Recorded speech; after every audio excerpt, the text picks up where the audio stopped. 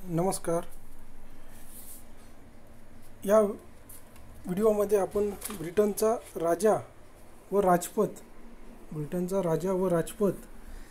हा घटक इथे अभ्यासणार आहोत. या आधीच्या व्हिडिओमध्ये आपण ब्रिटनच्या संविधानाचे ठळक वैशिष्ट्ये बघितले. तर ब्रिटनचा राजा, the historical background of the king and the crown, हे बघत असताना आपल्याला राजपदाची काही ऐतिहासिक पार्श्वभूमी पाहायची. ब्रिटनमध्ये आपण बघितलं की वंशपरंपरागत पद्धतीने ब्रिटनमध्ये राष्ट्रप्रमुख हा राजा किंवा राणी असते. म्हणजेच राजघराण्यातलीच व्यक्ती एकतर राजा बनू शकते, जर स्त्री असेल तर राणी बनू शकते. भारतासारखी निवडणूक पद्धतीने राष्ट्रप्रमुख हा निवडला जात नाही, तर वंशपरंपरेने निवडला जाते. तर आपण बघितलं की जुन्या काळापासूनच ब्रिटनमध्ये राजपदाला अतिशय महत्त्वाचं स्थान आहे. यामध्ये प्रामुख्याने आपल्याला दोन गोष्टी दिसून येत आहेत, ते म्हणजेच राजा आणि त्यानंतर राजपद. साहजिकच राजा ही एक व्यक्ती आहे, तर राजपद ही एक संस्था आहे. हा फरक आपल्याला या ठिकाणी समजून घ्यावा लागेल. राजा ही एक व्यक्ती आहे, तर राजपद ही एक संस्था आहे. आपण बघितलं की ब्रिटनच्या पार्लमेंटने कोणत्याही विधेयकाला मंजुरी दिली. ब्रिटनच्या पार्लमेंटचे दोन सभागृह आपण बघितलेले आहे, एक म्हणजे हाऊस ऑफ कॉमन्स आणि हाऊस ऑफ लॉर्ड्स. या दोन्ही सभागृहाने विधेयकाला मंजुरी दिली की ती विधेयकाला मंजुरी देण्यासाठी ते विधेयक राजा असो किंवा राणीकडे जाते. जर त्या पदावर राजा असेल तर ते विधेयक राजांच्या संमतीसाठी जाते, जर राणी असेल तर ते विधेयक राणीसाठी संमतीसाठी जाते. वर्तमानाचा जर विचार केला तर ब्रिटनमध्ये सध्याच्या स्थितीत राणी या पदावर विराजमान आहे. एलिझाबेथ द्वितीय या नावाची राणी ब्रिटनच्या या सत्तापदावर विराजमान आहे. तर आपण बघितलं की कोणतंही विधेयक पार्लमेंटने मंजूर केल्यानंतर त्या विधेयकाचं कायद्यात रूपांतर होण्यासाठी ते शेवटी या राजपदाकडे संमतीसाठी जाते, राजाकडे किंवा राणीकडे संमतीसाठी जाते. त्यानंतर आपण बघितलं की ब्रिटनचा पंतप्रधान आणि त्यांचे मंत्रिमंडळ यांची नियुक्ती करण्याचा अधिकारसुद्धा राजप्रमुखालाच आहे. ब्रिटनच्या पंतप्रधानाची किंवा मंत्रिमंडळाची नियुक्ती करण्याचा अधिकारसुद्धा राजा या पदालाच आहे. त्यानंतर आपण बघितलं की कॉमन सभागृहात ज्या पक्षाला बहुमत मिळते, साधारणतः इंग्लंडचा जर विचार केला तर तिथं दोनच पक्ष आहे, एक म्हणजे मजूर पक्ष आणि दुसरा म्हणजे हुजूर पक्ष. या दोनपैकी कोणत्याही एका पक्षाला बहुमत मिळते आणि या बहुमत प्राप्त पक्षाचा नेताच हा पंतप्रधान बनते. आणि अशा व्यक्तींची नियुक्ती करण्याचा अधिकार हा ब्रिटनच्या राजाला किंवा राणीला आहे. त्यानंतर आपण बघितलं की ब्रिटनचा संपूर्ण कारभार हा राजाच्याच नावाने चालत असतो. ब्रिटनचा संपूर्ण शासनकारभार हा राजाच्या नावाने जरी चालत असला तरीसुद्धा राजा हा कोणत्याही गोष्टीसाठी जबाबदार धरला जात नाही किंवा जबाबदार राहत नाही. त्यानंतर आपण बघितलं की राजा हा जे लष्करी दल आहे, या लष्करी दलाचा सुद्धा सेनापती असतो.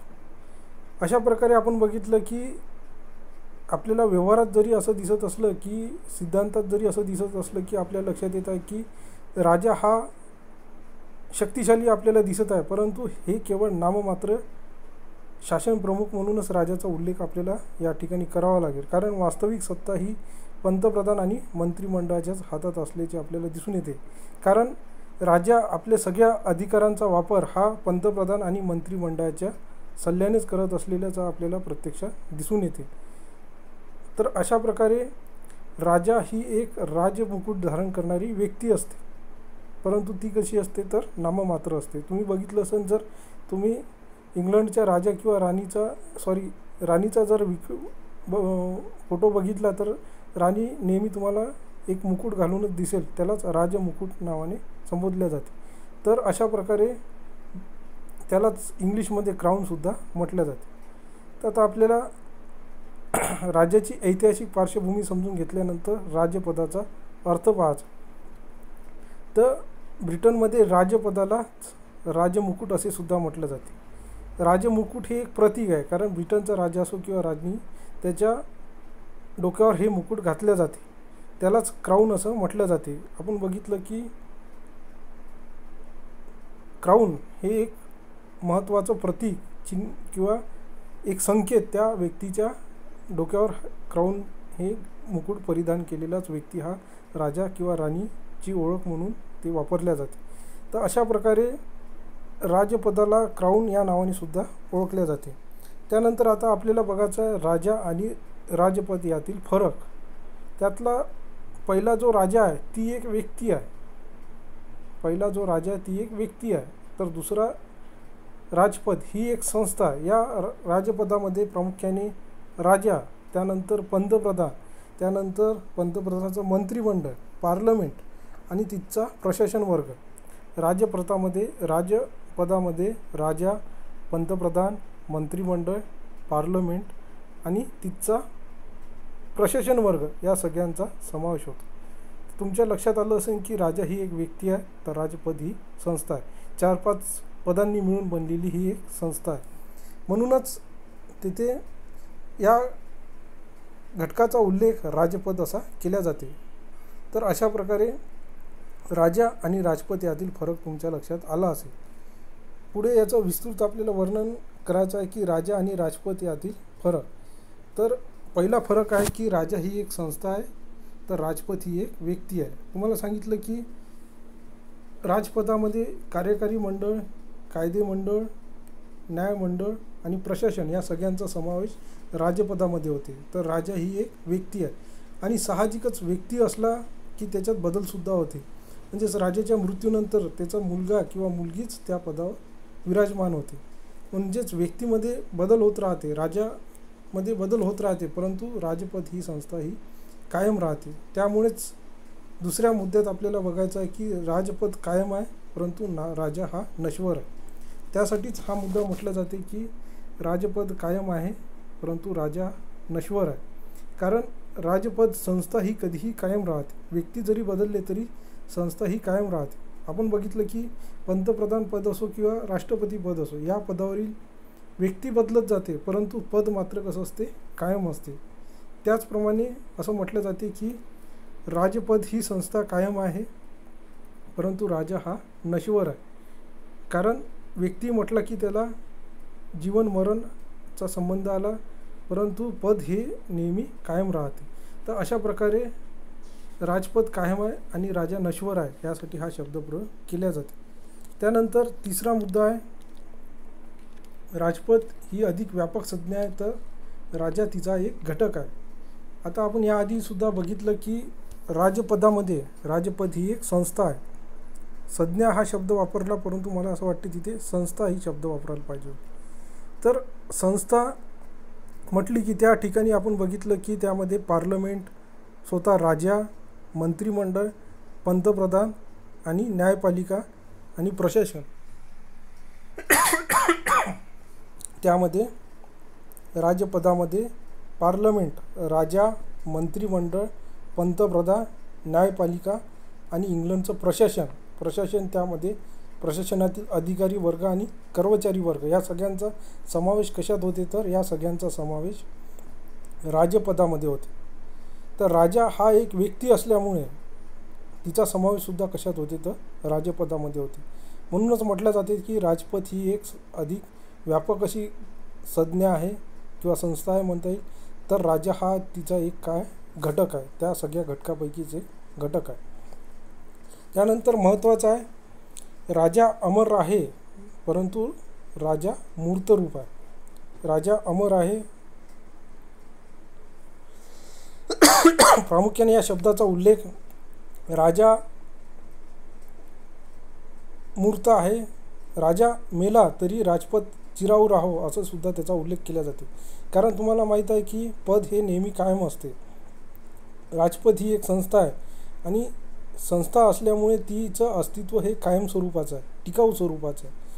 परंतु राजा ही एक व्यक्ती असल्यामुळे तिला कधी ना कधी मरण येणारच आहे. ती आपल्याला माहीत आहे की ती कधी ना कधी मरणार आहे किंवा ती आपल्याला व्यक्ती दिसून येते, मूर्त स्वरूपाची आहे, म्हणजेच व्यक्ती ही आपल्याला दिसून येते. परंतु राजपद हे अमूर्त अशी संस्था. या राजपदामध्ये आपण बघितलं की विविध घटकांनी मिळून बनलेली राजपद ही एक संस्था आहे. म्हणून राजपदाचा उल्लेख एक घटक किंवा एक व्यक्ती या नात्याने करता येणार नाही. तर राजाचा उल्लेख आपण एक व्यक्ती म्हणून करू शकतो. म्हणूनच असं म्हटलं जाते की राजपद अमर आहे, राजा हे मूर्त रूप आहे, किंवा राजपद हे एक अमूर्त संस्था आहे, तर राजा हे मूर्त रूप अशी व्यक्ती आहे, असं सुद्धा त्यामध्ये उल्लेख केला जाते. तर अशा प्रकारे मला परीक्षेतसुद्धा प्रश्न येऊ शकते की राजा व राजपद यातील फरक स्पष्ट करा. राजा व राजपद यातील फरक स्पष्ट करा. तर आपण हे जे 4 मुद्दे पाहिले, राजपद ही एक संस्था आहे, तर राजा ही एक व्यक्ती आहे. राजपद कायम आहे, तर राजा हा नश्वर आहे. राजपद अधिक व्यापक संज्ञा आहे, तर राजा तिचा एक घटक आहे. तर राजपद अमर आहे, राजा हा मूर्त आहे. तर अशा विविध मुद्द्यांचा उल्लेख तुम्हाला त्या उत्तरामध्ये करावा लागेल. राजा व राजपद यातील फरक स्पष्ट करा, असा जर तुम्हाला परीक्षेत प्रश्न आला तर अशा प्रकारे आपण या व्हिडिओमध्ये राजपदाची ऐतिहासिक पार्श्वभूमी, राजपदाचा अर्थ आणि राजा व राजपद यातील फरक समजून घेण्याचा आपण या ठिकाणी प्रयत्न केला.